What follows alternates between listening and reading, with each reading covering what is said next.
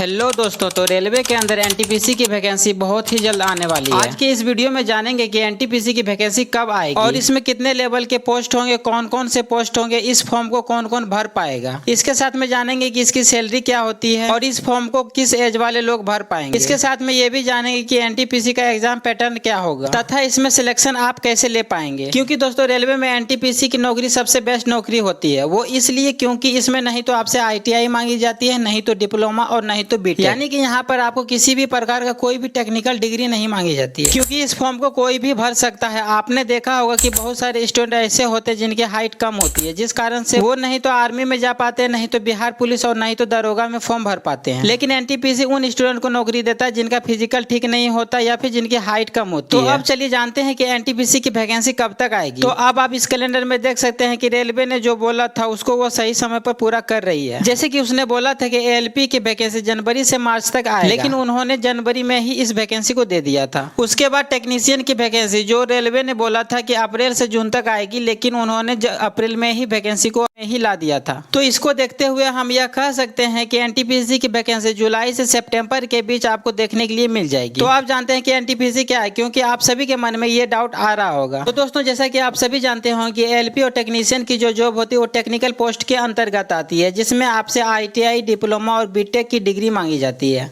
पर NTPC non technical post के अंतर्गत आती है, जिसका पूरा नाम होता है नॉन टेक्निकल पोस्ट कैटेगरी। अब आपके मन में एक क्वेश्चन आ रहा होगा कि टेक्निकल पोस्ट तो दो ही प्रकार के होते हैं, उसके बाद तो सभी नॉन टेक्निकल होते हैं। तो जी हाँ, बहुत सी प्रकार के नॉन टेक्निकल जॉब होते हैं, जैसे कि स्टेशन मास्टर, रेलवे में क्लर्क, गुड्स गार्ड्स। इसके अलावा आपने देखा होगा कि रेलवे के अंदर बहुत सारे ऐसे कर्मचारी होते हैं जो स्टेशन पर टिकट चेक करते हैं और टिकट काटते हैं। सारे जॉब नॉन टेक्निकल पोस्ट के अंतर्गत आती है। चलिए जानते हैं कि एनटीपीसी में कितने वैकेंसी आ सकती है। तो दोस्तों जैसा कि आप सभी को पता होगा कि रेलवे ने अपने कैलेंडर के अनुसार कहा था कि हम रेलवे की वैकेंसी हर साल लाने वाले हैं। तो इसको देखते हुए हम यह कह सकते हैं कि अगर हर साल वैकेंसी आती है तो वैकेंसी कम ही आएगी, क्योंकि पहले जब रेलवे कैलेंडर जारी नहीं किया था तब वो 5 साल में वैकेंसी लाता था। उस टाइम थोड़ा वैकेंसी ज्यादा होता था, लेकिन रेलवे अब हर साल वैकेंसी देगी तो जाहिर सी बात है कि वैकेंसी कम ही आएगी। चलिए अब जानते हैं कि लेवल 1 में कौन सी पोस्ट आती है। यहाँ पर आप देख सकते हैं कि लेवल 1 की पोस्ट में ग्रुप D की पोस्ट आती है। इसमें आपने देखा होगा कि पटरी पर काम होती है और इसमें सिग्नल डिपार्टमेंट तथा रेलवे फाटक पर भी काम होती है। अब चलिए जानते हैं कि एनटीपीसी में कितने लेवल के पोस्ट होते हैं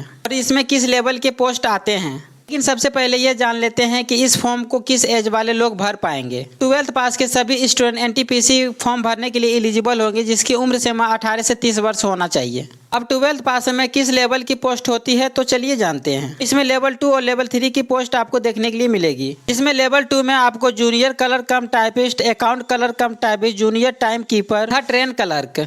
इसके साथ में लेवल 3 में कॉमर्शियल कम टिकट क्लर्क होते हैं, जो लेवल 3 के पोस्ट के अंतर्गत आते हैं। अब जानते हैं कि इन सभी की सैलरी कितनी होती है। लेवल 2 में ग्रेड पर 1900 रुपया होती है, जिसकी सैलरी 35,000 से प्लस होती है। इसमें अगर लेवल 3 ग्रेड की बात करें तो ग्रेड पर 2100 रुपया रहती है और सैलरी 45,000 से प्लस होती है। तो आपकी बेसिक पे भी इसके साथ साथ आपकी DL भी लग जाती है, लेकिन इसके साथ में आपका आधा महंगाई भत्ता भी आपको मिलती है। इसके बाद भी ये आगे बढ़ते भी रहता है, क्योंकि ये सेंट्रल लेवल की जॉब होती है। तो अगर कोई भी इसमें इंक्रीमेंट होती है तो सबसे पहले रेलवे में ही होगी, फिर किसी और जॉब में होगी। तो अब चलिए जानते हैं कि ग्रेजुएशन पास वालों के लिए कितने लेवल की पोस्ट होते हैं। लेकिन उससे पहले आपके मन में एक डाउट आ रहा होगा कि यहाँ पर कोई टेक्निकल डिग्री तो नहीं मांगी जाती है। तो दोस्तों इसमें आपसे कोई भी टेक्निकल डिग्री नहीं मांगी जाती, नहीं तो आपसे बीटेक, नहीं तो ITI, नहीं तो डिप्लोमा की डिग्री आपसे मांगी जाती है। लेकिन यहाँ पर आपसे कोई भी और किसी भी प्रकार का टेक्निकल डिग्री आपसे नहीं मांगी जाती है। सिर्फ आपके पास ग्रेजुएशन की डिग्री होनी चाहिए बस। और इसके साथ ही रेलवे आपको 8 तरह की पद देते हैं, जिसमें लेवल 4, 5 और 6 की पोस्ट होगी। अगर आपके पास ग्रेजुएशन की डिग्री है तो जिसमें लेवल 4 और 5 में आपकी पोस्ट होगी traffic assistant, goods guard, senior commercial कम टिकट क्लर्क, सीनियर क्लर्क कम typist, junior account assistant typist, senior type keeper. ये सभी लेवल 4 और 5 के पोस्ट के अंतर्गत आते हैं। अगर इसके बेसिक पे की बात करें तो इसमें 25,500 रुपया रहेगी और सैलरी 70,000 से प्लस की होगी। अच्छा, आपने ट्रेन के लास्ट डब्बे में देखे होंगे कि एक आदमी हरे झंडे को लेकर खड़ा रहता है। इसको हम लोग गुड्स गार्ड्स बोलते हैं। इनका काम होता है कि ट्रेन में रखे सामानों को सुरक्षा करना, और भी इसके अलावा इनके बहुत सारे काम होते हैं। अगर इसके रिलैक्सेशन की बात करें तो अगर आप ओबीसी कैटेगरी से हैं तो आपको 3 साल की रिलैक्सेशन मिलेगी। वहीं अगर आप एससी और एसटी कैटेगरी से हैं तो आपको 5 साल की रिलैक्सेशन मिलती है। तो दोस्तों अगली और किसी वीडियो में इसके एग्जाम पैटर्न और सिलेबस के बारे में जानेंगे। तो आई होप आपको ये वीडियो अच्छी लगी होगी। अगर वीडियो अच्छी लगी तो वीडियो को लाइक कर दीजिए, चैनल को सब्सक्राइब कर दीजिए, और अगर आपके मन में कोई और डाउट है तो आप कॉमेंट में पूछ सकते हो। तब तक के लिए जय हिंद, वंदे मातरम।